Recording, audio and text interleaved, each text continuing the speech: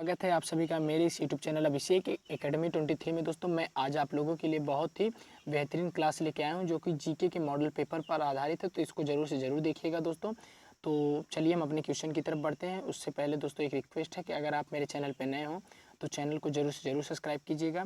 तो चलिए दोस्तों हम अपने पहले की क्वेश्चन की तरफ देखते हैं। पहले में कहा गया है कि मंत्रिपरिषद का जो अध्यक्ष होता है वो कौन होता है। तो मंत्रिपरिषद का जो अध्यक्ष होता है वो प्रधानमंत्री होता है। कौन होता है दोस्तों?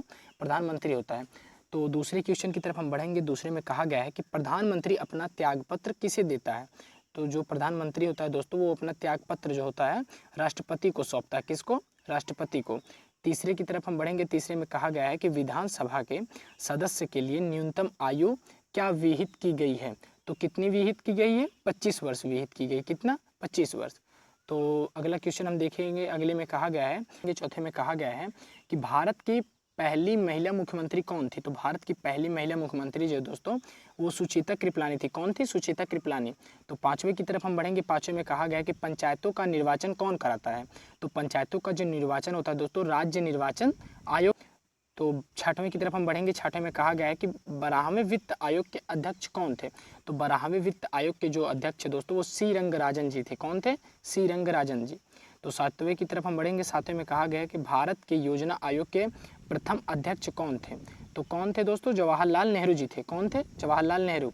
तो चलिए दोस्तों अगले की तरफ बढ़ेंगे। अगले में कहा गया है कि योजना आयोग के पदेन अध्यक्ष कौन होते हैं। तो योजना आयोग के जो पदेन अध्यक्ष होते हैं वो दोस्तों प्रधानमंत्री होते हैं। कौन? प्रधानमंत्री। तो नौवें की तरफ हम बढ़ेंगे। नौवां मोस्ट इंपॉर्टेंट है दोस्तों क्योंकि आपका जो है इलेक्शन चल भी रहा है। तो राष्ट्रीय मतदाता दिवस कब मनाया जाता है? तो 25 जनवरी को मनाया जाता है। कब? 25 जनवरी को। तो 10वें क्वेश्चन की तरफ हम बढ़ेंगे। इसमें कहा गया दोस्तों वेरी इंपॉर्टेंट क्वेश्चन है दोस्तों कि संविधान के किस अनुच्छेद के अंतर्गत लोक सेवा आयोग के सदस्य को हटाया जा सकता है। तो आपको पता होगा कि आर्टिकल 316 के तहत इनको हटाया जाता है। तो 11वें की तरफ हम बढ़ेंगे। 11वें में कहा गया है कि राष्ट्रीय मानवाधिकार आयोग का जो मुख्यालय है वो कहाँ है। तो आपको पता होगा कि नई दिल्ली में। कहाँ है? नई दिल्ली में। तो 12वें की तरफ हम बढ़ेंगे। 12वें में कहा गया है कि राज्य मानवाधिकार आयोग के अध्यक्ष या सदस्यों की नियुक्ति जो होता है कौन करता है। तो हम आपको बता दें कि राज्यपाल करता है। कौन करता है? राज्यपाल।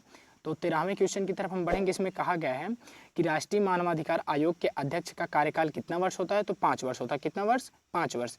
तो अगले क्वेश्चन की तरफ हम बढ़ेंगे। अगले में कहा गया है कि भारत के चौथे राष्ट्रपति कौन थे। तो भारत के जो चौथे राष्ट्रपति थे दोस्तों वो डॉक्टर जाकिर हुसैन जी थे। कौन थे? डॉक्टर जाकिर हुसैन।